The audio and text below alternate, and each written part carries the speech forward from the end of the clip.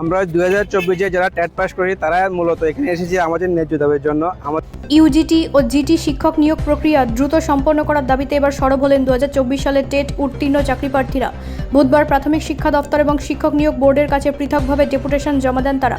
চাকরিপ্রার্থীদের প্রধান দাবিগুলির মধ্যে রয়েছে দ্রুত নিয়োগ প্রক্রিয়া সম্পন্ন করা, সুপারিশপ্রাপ্তদের তালিকা অবিলম্বে প্রকাশ এবং শিক্ষা প্রতিষ্ঠানের চাহিদা অনুযায়ী অতিরিক্ত জিটি পদ সৃষ্টি। চাকরি প্রার্থীদের বক্তব্য, দীর্ঘদিন ধরে নিয়োগ প্রক্রিয়া ঝুলে থাকার অনিশ্চয়তার মধ্যে দিন কাটাতে হচ্ছে, তাই আর দেরি না করে দ্রুত নিয়োগ প্রক্রিয়া সম্পন্ন করে যোগ্য প্রার্থীদের নিয়োগের ব্যবস্থা করার জন্য সরকারের কাছে আবেদন জানান তারা। এদিকে তাদের এই দাবিকে ঘিরে শিক্ষা মহলে নতুন করে আলোচনা শুরু হয়েছে। এখন সংশ্লিষ্ট দপ্তর ও শিক্ষক নিয়োগ বোর্ড এই দাবিগুলির বিষয়ে কী পদক্ষেপ গ্রহণ করে সেদিকেই নজর সংশ্লিষ্ট সকলের। আমরা 2024-এ যারা টেট পাস করি তারা মূলত এখানে এসেছি আমাদের ন্যায্য দাবির জন্য। আমাদের 2024-এ টেট পাস করেছে, কিন্তু আজ পর্যন্ত এখনও কোনো মেরিট লিস্ট আউট হয়নি।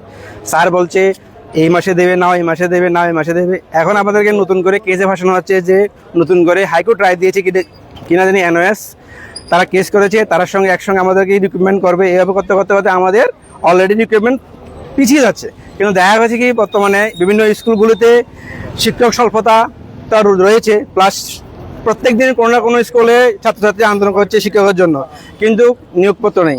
প্লাস আমরা কিন্তু এখন অভারেজ হয়ে যাচ্ছি, অভারেজের পথে, কিন্তু আমাদের কোনো নিয়োগপত্র নেই। তো আমরা চাই যে যত দ্রুত তাড়াতাড়ি সম্ভব আমাদের মেরিট লিস্ট আউট করুক এবং আমাদেরকে রিক্রুটমেন্ট করুক। কতজন রয়েছেন আপনারা 2024-এ?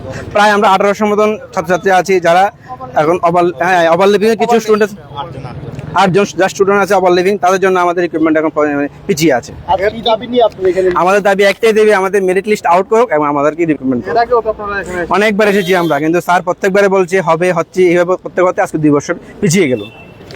আজ কি প্রত্যাশা নিয়ে আপনি এখানে? আমরা প্রত্যেকবারে প্রত্যাশা রাখি স্যারের কাছে যে আমরা মেরিট লিস্টে পাবো এবং আমরা রিক্রুটমেন্ট হবো। কতবার এসেছেন?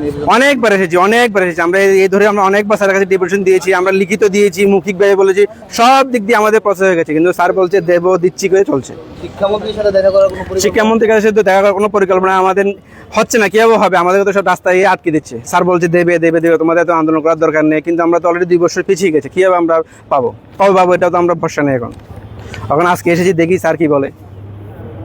লাস্ট টাইম যখন এসেছিলাম তখন আমাদেরকে আগস্ট মাস টাইম দেওয়া হয়েছিল যে আগস্ট মাসের মধ্যে আমাদের মেরিট লিস্ট আউট করা হবে, কারণ তখন কিছু প্রবলেমস টিআরপিটি জানিয়েছিল যে এনআইএসের এবং আরও কিছু কেসের নাকি কিছু প্রবলেমস আছে।